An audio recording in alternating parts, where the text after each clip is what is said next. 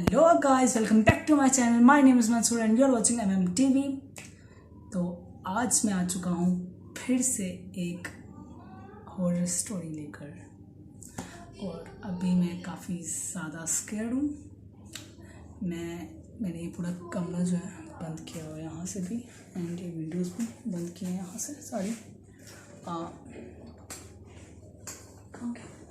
तो मैं उठ के दिखाता हूँ आप लोग को। सारी विंडोज़ जो हैं वो बंद की हुई हैं, और यहाँ से मेन डोर भी बंद किया हुआ है। यहाँ पर वॉशरूम है, उसका दरवाज़ा खुला हुआ है या और एक सैड न्यूज़ है कि इस कमरे का पंखा भी नहीं चलता है, वो भी बंद है। ये देख लो, ख़राब हो गया है ये काफ़ी देर पहले का। अच्छा जी, तो अभी हम लोग चलते हैं जी अपनी स्टोरी की तरफ। तो मैंने आप लोगों को इससे पहले चार्ली की स्टोरी सुनाई थी, बिल्कुल वैसे ही है ये बेबी ब्लू की स्टोरी है। और इसके अंदर भी मेरी अपनी बनाई हुई कोई स्टोरी नहीं है, ये जो है इंटरनेट की स्टोरी है, जो कि काफ़ी ज़्यादा क्रीपी है। तो चलो स्टार्ट करते हैं। अगेन मैंने अपने नोट्स बनाए हुए हैं, ज़्यादा नहीं लिखा हुआ, थोड़ा लिखा है क्योंकि ये स्टोरी मुझे अच्छे से याद हो गई थी, और ये इतनी हो रहा है ना कि एक दफ़ा ही सुन के मेरे दिमाग में बैठ गई थी, इसीलिए। तो चलो फिर इसे शुरू करते हैं। और मुझे काफ़ी ज़्यादा पसीना आ रहा है। मैंने यहाँ पर ये टिश्यूज़ भी रखे हुए हैं, आज पूरा टिश्यू पैकेट रखा है क्योंकि मुझे पता है मुझे काफ़ी ज़्यादा पसीना आने वाला है, और मैं काफ़ी ज़्यादा स्केर्ड भी हूँ। I don't know why, but ठीक है, ये कर लेते हैं। अब शुरू करते हैं। तो इसकी स्टार्टिंग होती है एक लड़की से जिसका नाम था डेज़ी ब्लू, और उससे एक सोल्जर से प्यार हो गया था, और वो उससे बहुत ज़्यादा प्यार करती थी, दीवानों जैसा प्यार करती थी, बहुत ज़्यादा। और आप इसकी लिमिट जो है, इस प्यार की लिमिट, वो आगे जान पाएंगे कि वो उसे कितना ज़्यादा प्यार करती थी। ओके, तो वो सोल्जर से काफ़ी ज़्यादा प्यार करती थी, और उनकी शादी भी हो चुकी थी, मतलब बाद में हो गई थी। हाँ, शादी हो गई थी, और उसके बाद शादी के कुछ ही महीनों के बाद उन्हें एक प्यारा सा छोटा सा बेबी भी हुआ था। और जब उसका वो बेबी हुआ था, उसके ही कुछ चंद दिनों के बाद 2 मिनट, एक्चुअली मम्मा वगैरह भी जागे हुए हैं ना, तो वो थोड़ा सा पीछे से आवाज़ कर रहे हैं। चलो तो इसे स्टार्ट करते हैं। हम लोगों ने कहाँ से छोड़ी थी? हाँ, ओके। तो उस बेबी के होने के चंद दिनों के बाद ही उसका जो शोहर था, सोल्जर, उसे कॉल आती है कि उसे बॉर्डर पे ज़रूरत है, उसकी बॉर्डर पे ज़रूरत है, तो वो वहाँ चला जाता है। तो उस डेज़ी ब्लू, मतलब वो जो लड़की है, उसे लगता है कि शायद इस बेबी की वजह से, ये बेबी एक मनहूस है, और इसकी वजह से ही उसके शोहर को उससे दूर किया गया है, क्योंकि वो उसे इतना ज़्यादा प्यार करती थी कि वो उसे दूर रह ही नहीं सकती थी, इसीलिए। तो क्या होता है कि वो उससे नफ़रत करने लगती है, हालांकि वो उसका अपना बच्चा है। उससे प्यार करने की बजाय वो उससे दिन ब दिन नफ़रत ही करती रहती है। ना वो उसका ख्याल रखती है, ना वो उसकी मतलब अच्छे से परवरिश करती है, जो कि एक माँ की ज़िम्मेदारी है, वो उसे पूरा नहीं करती है। तो अभी ये स्टार्टिंग है, अभी आगे तो कहानी शुरू हो रही है। अभी यहाँ से कहानी शुरू हो रही है कि कुछ दिनों के बाद या कुछ हफ्तों के बाद उसे कॉल आती है, और बताया जाता है कि उसका जो शोहर है, मतलब वो जो सोल्जर है, वो अब इस दुनिया में नहीं रहा है। और ये उस लड़की के लिए, मतलब डेज़ी ब्लू के लिए, एक बहुत बहुत बड़ा सदमा होता है।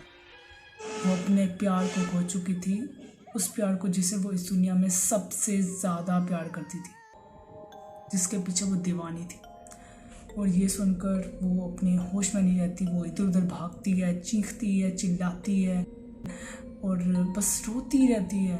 और वो बेचारा बच्चा अकेले बैठा क्या होता है, मतलब अकेले रहता है, और उसका कोई ध्यान नहीं रखता है। पहले जो थोड़ा बहुत डेज़ी ब्लू उसका ध्यान रखती थी, वो अब वो भी नहीं रखती है।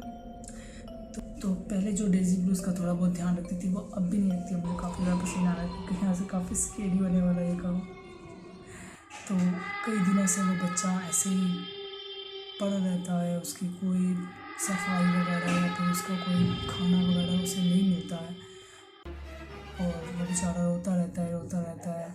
और फिर एक दफ़ा क्या होता है कि डेज़ी ब्लू जो होती है उसे एक वॉल पर, एक दीवार पर अपनी और अपने शोहर की तस्वीर नज़र आती है। तो उसे पता नहीं क्या होता है, वो उसे उठाती है, दीवार से उतारती है और ज़मीन पे दे मारती है और उसे तोड़ देती है। इसकी आवाज़ से वो बच्चा रोने लग पड़ता है और अपने बच्चे की रोने की आवाज़ सुनकर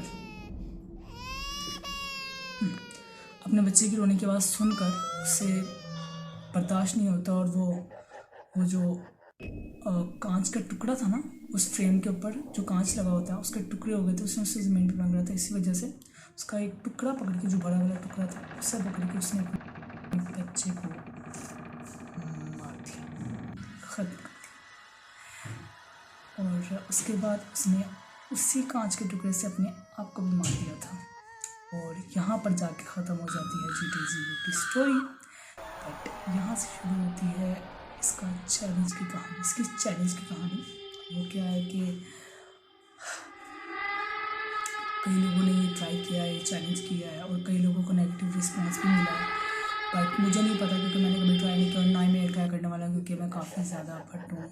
मतलब मैं इतना स्केरी काम नहीं करता हूँ। मेरे लिए ये बहुत ज़्यादा स्केरी कि आप लोगों को एक अलग कमरे में बैठकर स्टोरी सुनाना, यही मेरे लिए सबसे ज़्यादा स्केरी है। With this creepy mirror. पिछली दफ़ा भी मैंने आप लोगों को दिखाया था, इसके सामने वीडियो बनाना बहुत मुश्किल होता है। ओके, इसके अंदर ना मिरर जो है ना वो बड़ा एक इम्पोर्टेंट रोल प्ले करता है स्टोरी के अंदर, इसीलिए मुझे आज इससे काफ़ी ज़्यादा डर लग रहा है।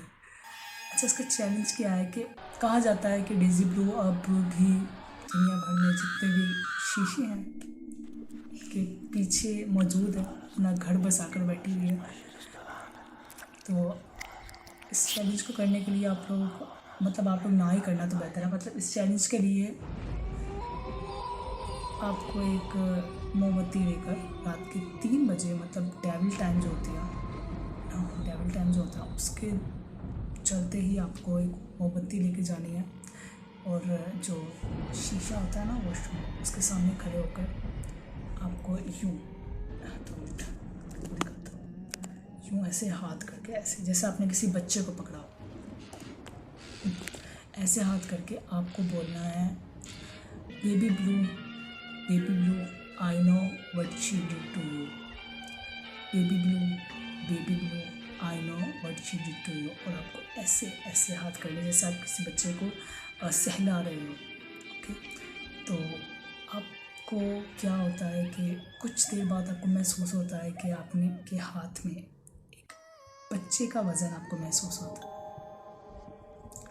मतलब आपको ऐसा लगता है कि आपने किसी बच्चे को होल्ड किया हुआ है अपने हाथ में और आपको मिरर के सामने डेज़ी ब्लू की आत्मा नज़र आती है, मतलब उसका भूत नज़र आता है।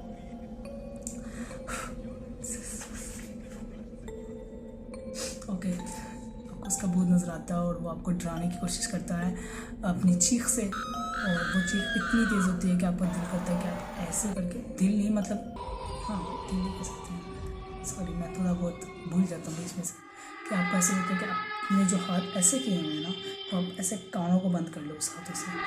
अगर आप लोगों ने ऐसा किया तो वो जो बच्चा आपका, उसका बच्चा जो आपके हाथ में होगा वो ज़मीन पर गिर जाएगा। और अगर ऐसा हुआ तो डेज़ी ब्लू आपको नुकसान पहुंचा सकती है, और जब वो आपको नुकसान पहुंचाएगी तब आप कहीं भाग भी नहीं सकते, क्योंकि वो जो बच्चा नीचे गिरा होगा ना आपकी टांगें पकड़ लेगा, उसकी वजह से आप कहीं भाग नहीं पाओगे और डेज़ी ब्लू आपको नुकसान पहुंचा देगी। मगर अगर आप ऐसा नहीं करते, उसके बच्चे को नीचे नहीं गिराते और उसे ये फील कराते हो कि उसने जो किया है वो गलत है, तो आप लाइफ में जो चाहते हो आपको वो मिल जाएगा। मतलब आपका लक आपका हर चीज़ पे आपका साथ देगा। तो बट आप लोग ट्राई मत करना, मैं भी ट्राई नहीं करूँगा। यूट्यूबर्स हैं, कई यूट्यूबर्स हैं जिन्होंने ये रिस्क लिया है, तो उनकी वीडियोस देखो ना यार जाकर, बस मज़े करो। खुद के साथ एक्सपेरिमेंट मत करो यार, मत करो ये एक्सपेरिमेंट। अगर गलती से भी सच हुआ ना तो लिटरली ख़त्म। देखो मुझे ना भूतों पे यकीन है, बट आत्माओं पर तो बट फिर भी यार डर तो हर किसी को लगता है, और मुझे तो काफ़ी ज़्यादा डर लगता है। मेरा पसीना देख, मेरी हालत देख रहे हो, ये गर्मी की वजह से नहीं है, ये स्टोरी की वजह से है। कुछ गर्मी की वजह से भी है, बट लिटरली ये स्टोरी की वजह से, कि स्टोरी मुझे इतनी ज़्यादा क्रीपी लगी थी। जब मैंने इसे पढ़ा था, मतलब सुना था, तभी मुझे काफ़ी ज़्यादा क्रीपी लगी थी, और अब मैंने आप लोगों के साथ ये शेयर किया। तो hope so you like this video and subscribe to my channel। और आई एम ट्राइंग कि मैं ज़्यादा से ज़्यादा वीडियोस डाल सकूँ। मेरे बाल पता नहीं क्यों ऐसे हो गए हैं। हाँ, मैं ज़्यादा से ज़्यादा वीडियोस डाल सकूँ। और यस, अब भी मैं आप लोगों को, अगर आप लोगों को इस तरह की और ज़्यादा हॉरर स्टोरीज चाहिए तो मुझे बताना नीचे कमेंट्स में। मैं कोशिश करूँगा कि मैं बनाऊँ काफ़ी सारी हॉरर स्टोरीज़। तो यस, और अभी ये हॉरर स्टोरी यहीं पर ख़त्म होती है, और इसे ट्राई मत करना, ओके? या ट्राई मत करना। हाँ, तो अल्लाह हाफिज़, bye bye, tata, see you soon.